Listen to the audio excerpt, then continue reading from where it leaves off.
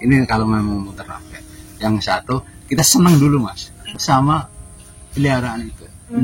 Yang kedua, kita tekun ular. Tapi kalau kita pun mau kita tekuni, tapi kalau kita nggak senang sama hewan itu, ya mungkin hewannya sendiri pun merasa. Kalau mau beternak sebetulnya sih menguntungkan, tinggal pandai-pandainya kita untuk mengelola dari pakan kandang, dan yang penting senang dulu. Jangan nggak senang kita usaha itu. Semangat usaha kita harus ada. Itu sih, mau usaha apa aja kita tetap harus ada semangat. Kalau nggak ada semangat ya nggak bisa. Ya kalau ternak bebek itu saya kira-kira udah 6 tahun yang lalu lah saya memilih ternak bebek ini. Saya lihat kan sini banyakan bebek masih angonan mas, masih umbaran. Satu masih umbaran, di sini saya coba-coba bikin ternak bebek itu kereman, sistem kereman. Sebetulnya itu sih yang memang pada masa pertamanya memang bagus, harga telur pun bagus. Tapi berjalannya dengan waktu mas, itu pemasaran telur itu bisa dikatakan itu masih normal aja. Tapi dari sisi harga pakan mas, harga pakan itu yang terus melambung terus dari terakhir berat di peternak seperti peternak kecil seperti saya ini. Itulah kendalanya itu masalah peternak yang bagus itu memang seperti yang sama-sama kita tahu. Bebek itu kan binatang air. Tapi kalau untuk dikerem itu memang betul-betul harus kondisi kandang itu harus kering, harus kering. Nah, jadi air minum itu ada di luar. Tapi yang untuk memang untuk tidur lah, untuk apanya, hilir mudiknya bebek itu sendiri harus kering. Itu yang bagus. Yang udah saya jalani itu seperti itu. Kalau saya bertahan sampai 6 tahun sih karena memang ya satu kebutuhan hidup. Kita mau kerja apa? Ya pelan-pelan. Memang saya dulu sih pertamanya itu saya ternak itu 130 ekor saya pertamanya itu. Saya ternak. Kemudian ada hasilnya, disimpan pelan-pelan kecil, bisa nambah lagi sampai jadi waktu itu habis 130 jadi 300 terus gitu mas. Jadi yang namanya seperti saya ini memang modal kecil gitu ya, pelan-pelan saya nambah. Pada akhirnya dia sampai ribuan, tapi pada akhirnya kembali di masa pandemi itu jatuhnya itu lagi ya? Ini mulai saya baru merangkak lagi. Saya sih yang nggak muluk-muluk. Saya pernah ngalami 90% juga pernah. Tapi itu kan nggak normal. Kalau dalam perhitungan usaha saya, dalam 1 tahun itu saya bisa dapat rata-ratanya 70%, itu udah luar biasa mas. Karena bebek ini nggak bisa normal seperti kayak ayam betelor. Dia bisa produktivitasnya itu bisa normal. Tapi kalau bebek ini nanti kadang-kadang bisa keluar dalam 100 ekornya bisa keluar 80 bahkan 90 bahkan mungkin lebih. Tapi di masa dropnya itu kalau bebek itu bisa di angka 50% bahkan di bawah. Itu bebek. Kalau pakan itu pernah memang saya coba, saya pakai pakan pabrikan, pakan jadi itu udah. Kemudian pakan alternatif yang kita aduk sendiri dengan tambahan konsentrat itu ya udah. Jadi ya kembalinya itu mas sebetulnya ke mana yang lebih ekonomis, tapi produksinya bisa mahal, itu sih kembalinya ke situ. Tapi kalau di masa pandemi itu kan udah harga pakan melambung tinggi, sementara penjualan produksi kita seperti telurnya memang kendor. Di situ saya ancur. Kemudian mau dibuang bebek itu mau diakhir, tapi restoran banyak tutup, bakulnya yang biasa ngambil bisa 200 bahkan lebih, suruh ngangkat 50 ekor aja nggak sanggup. Kemudian saya jual paling 50 untuk menutupi pakan lagi. Nah di situ mas, hancurnya peternak kecil seperti saya. Titik terendahnya itu, karena yang sama-sama kita lihat lah mas, yang namanya harga telur bebek itu kan nggak terbang, tapi harga pakannya kan selalu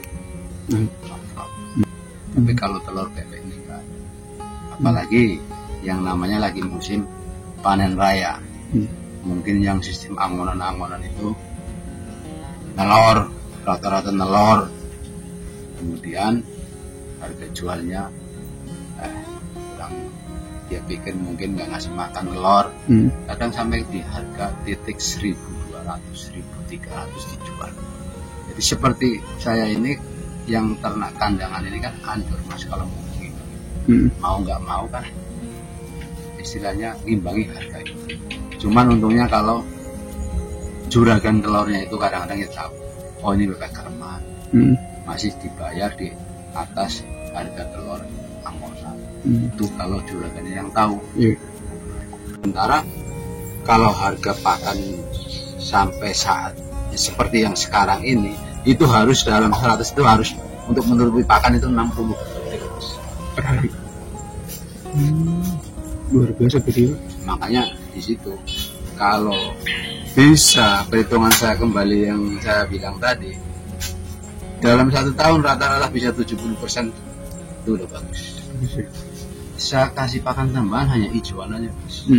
Kadang saya carikan kangkung, nasi rumput, itu untuk tambahannya itu aja. Karena kalau yang namanya udah pabrikan udah otomatis kan mereka udah lebih tahu lagi yang bikin pakan itu. Dan kenyataannya memang bagus itu. Cuman kita sendiri berpikirnya kalau makan itu aja, makanya saya kasih tambahan hijau. Karena di kenyataannya di bebeknya sendiri itu pun memang beda mas kalau kita kasih tambahan hijauan. Kayaknya anteng gitu, nggak terlalu panas sekali. Untuk sementara ini karena memang lingkungan kandang saya pun memang lagi masa panen, itu saya untuk ngirit saya keluarkan.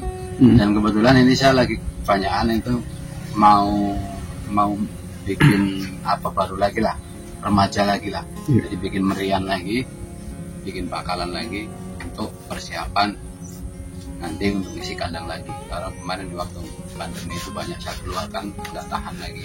Itu saya buang. Nah ini saya baru mulai bikin lagi dari meri. Ini udah umur 3 bulanan ya. Kalau sekarang ini ya kurang lebihnya sekitar 800. Kalau full kandang semua biasa sih dulu full itu sekitar 2.000. Kalau soal kendala, kenapa bebek ini masa produksinya nggak bisa normal? Yang keduanya saya kasih PR tadi, kenapa bebek mudah sekali copot bulu? Nah itu karena copot bulu itu bagi peternak bebek itu menjadi kendala yang luar biasa. Luar biasanya bebek udah copot bulu itu udah positif, dia nggak produksi, dia nggak nelor, sementara makan setiap hari. Bagaimana supaya bebek itu seperti ayam? Apakah memang mungkin dari acuan pakannya atau memang mungkin dari gennya? Ini mereka itu pun pada masa itu belum bisa jawab, dari apanya. Kalau ayam kan bisa bertahan dalam sekian bulan bahkan mungkin 1 tahun lebih, dia nggak copot dan dia tetap produksi. Tapi kalau bebek ini masa jedanya itu positif di masa mabung ataupun copot. Ini ngatasi itu yang saya sendiri pun memang masih kesulitan.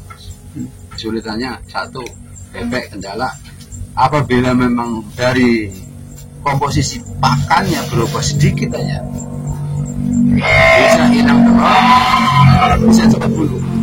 Nah ini bebek itu kendalanya, yaitu yang sudah saya alami. Pakan berubah sedikit bisa dia copot. Kalau selama saya pernah, saya sih bisa dibilang belum pernah mas, alhamdulillah. Jadi kalau ke penyakit kayaknya seperti itu agak kebal. karena saya berarti sekitar 6 tahunan alhamdulillah belum pernah mas ada penyakit yang misalnya serius gitu dalam ternak bebek ini ada. Ya satu lah ya, kalau tip-tipnya memang peternak bebek ini yang saya tahu, kalau suruh sukses saya jamin sukses, saya pun nggak berani. Tapi yang sudah saya alami itu memang yang pertama kita memang memilih jenis bebek itu ya yang positifnya, apalagi kalau untuk bebek kandangan. Satu dulu itu bebek itu jangan istilahnya liar banget, kalau bisa jinak. Yang keduanya itu masalah di kandang. Kandang itu memang bebek ini binatang air, tapi kalau untuk dikereman kandang itu harus selalu kering. Yang keduanya sinar kalau bisa masuk seperti saya ini kan kandang ini kan atas pakai plastik putih, yang separuh yang sebelahnya baru mau pakai seng aspir ataupun plastik hitam bisa. Yang jelas intinya sinar masuk, jadi kandang selalu kering. Satu kering itu di bulu bebek dia nggak basah, nggak bandel, daya produksinya bisa agak normal. Yang keduanya menghilangkan bau. Kalau kering dia positif. Tambah lagi masalah pakan, kalau bisa pakan itu jangan ganti-ganti, karena kalau bergeser sedikit pakan itu berpengaruh sekali ke produksi. Kalau cerita menguntungkan, sebetulnya menguntungkan. Sampai sekarang pun masih menguntungkan. Ya nggak dihilangkan, kan memang itu rezeki dari yang pasar itu masih ada untungnya, masih ada untungnya. Tapi ya kalau mau untung banyak masa sekarang ya harus ternaknya banyak. Ya perlu permodalan juga yang banyak kan gitu. Sebetulnya kalau untuk ke depan bebek peternak bebek ini sebetulnya sih bagus, bagusnya kan gini, kita yang namanya kita usaha itu, kalau saya pribadi mas, berusahalah yang hasil produksinya itu dikonsumsi oleh manusia setiap hari. Itu kalau saya seperti kayak telur bebek, telur ayam. Tapi telur bebek ini masih kalah dengan telur ayam, yang pada umumnya orang itu kan pakainya telur ayam. Karena telur bebek bisa dibilang harganya lebih mahal memang kalau di pasar. Tapi kalau di kandang kan hitung-hitung sebetulnya hampir imbang. Tapi kalau menurut istilahnya mungkin dari kedokteran ataupun apa, mungkin protein kan lebih tinggi bebek. Sebenarnya kalau usaha bebek sih memang bagus Pak, memang bagus untuk kedepannya bagus. Karena harian itu ya. Harian yang pertama, yang keduanya itu kan sistem perusahaan PT ini kan belum ada PT yang ternak bebek peternakan. Jadi kalau untuk pemasaran ini sebenarnya masih bagus. Kelebihan bebek yang dikerem sebenarnya kalau dalam produksi telur itu sih memang tetap lebih bagus bebek yang dikerem. Karena bebek yang dikerem kan bisa dibilang bebek ayam, makan bangun tidur makan, nggak capek ke sana ke sini. Tapi kalau yang makan bukan dari makan dulu, karena dalam 1 bulan mungkin makmur 1 minggu. Kalau masalah produksi bebek anggur sama bebek kereman sebetulnya ya jauh lebih normal bebek kereman. Cuman ya itu kembalinya kuncinya kita harus jaga kondisi kandang, pemberian pakan itu harus kita jaga. Pada umumnya kan peternak bebek di sini itu rata-rata diamond. Itu ya bisa dikatakan lah ya 300-200 itu diamond. Dia memang nggak memberi makan, cuman kan daya produksi di waktu lagi produksi ya dia bisa dikatakan kutip hasil. Tapi kalau di luar lagi nggak produksi ya pusing juga. Yang sudah saya pernah uji coba mas, yang udah saya uji itu bebek itu itu bisa dari nol masa produksi, istilahnya bayang maes, itu bisa mencapai 10 bulan produksi. Kalau memang kita jaga betul kandang, pakan, kita jaga, itu memang bisa 10 bulan mas produksi.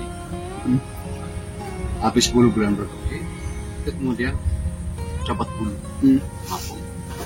Nah, mabung mau dipertahankan, ngasih makan bebek telur, kita bisa dungkar. Jadi ada dua alternatif. Kalau pas mabung ketemunya lagi musim panen, itu bebek bisa diengon, dikeluarkan supaya dia cepat pergantian bulunya.